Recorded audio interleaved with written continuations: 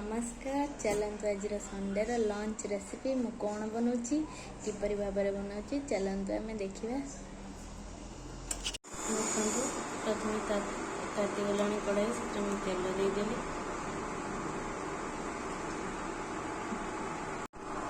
प्रथम से चीनी ऐड कर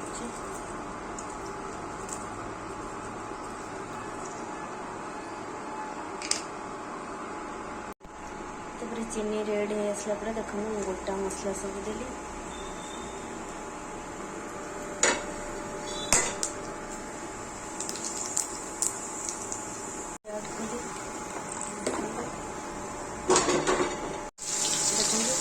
पियाज ऐड कली कटा रखी पियाज आलू ऐड कर कंचा लंका पकाऊँ टमाटो को दे दे सीझीज देखो पियाज आम भलसे भाजी आसला गोटे चम्मच काश्मीर मिर्च ऐड करी कलर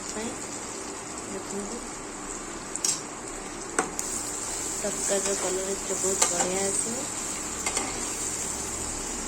पेस्ट भी ऐड करी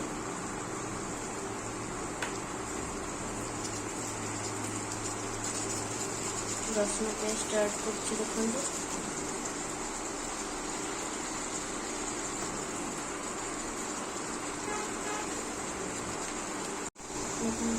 भल भाव मिक्स कर मसला आमर हो आसला आम ए चिकेन ऐड कर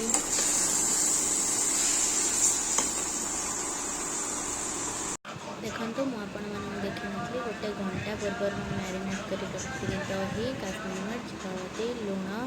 चिकेन मसला गरम मसला मेथी पत्र सब ऐड करके गोटे घंटा ढांकी रखीदी।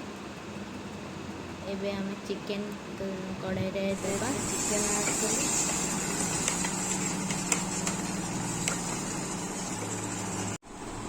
देखो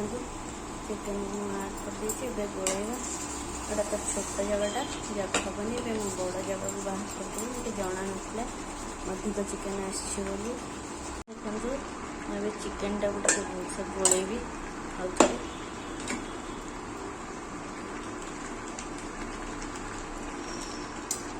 तक बड़ जगह को उजाड़ी देवी जगह हूँ भलसे बड़ कढ़ई मुझे रखी देखो देखो बड़ कढ़ई को उजाड़ी देली आराम से हो जगह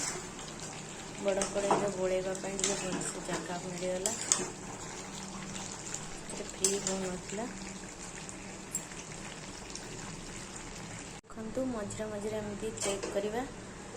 तरकारी को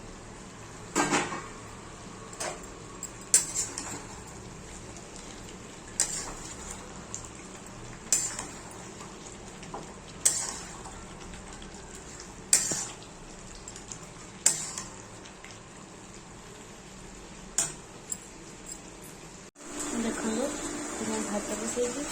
चिकेन कषा रेडी हो गलानी ए पानी दबा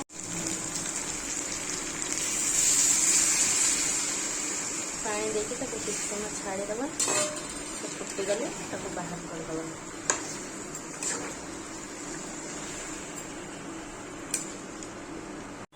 देखो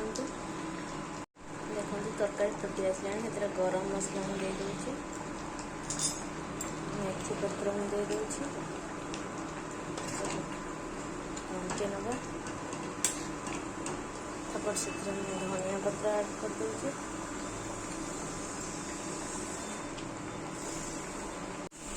एबे आमर प्रस्तुत होगा चिकेन तरकारी देखो केते सुंदर देखा जाउछि।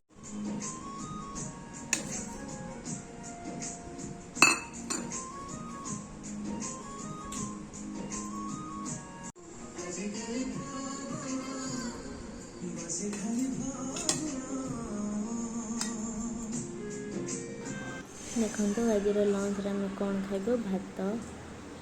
पापड़ चिकेन तरकारी सलाड देखो किपरि लगुच आमर लंच थाली एबे आम खाइबु बाय।